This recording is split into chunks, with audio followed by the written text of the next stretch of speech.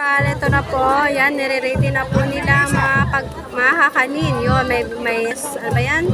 Wow, latik! Ang sarap! Wow, iba-iba. May, ano, pichi-pichi. Yan. Wow, ang sarap. Oh. Nantay na lang po si Vice President Sara Duterte. Nagre-ready na po sila mga kuya. Mga ano, kakanin. Ayan.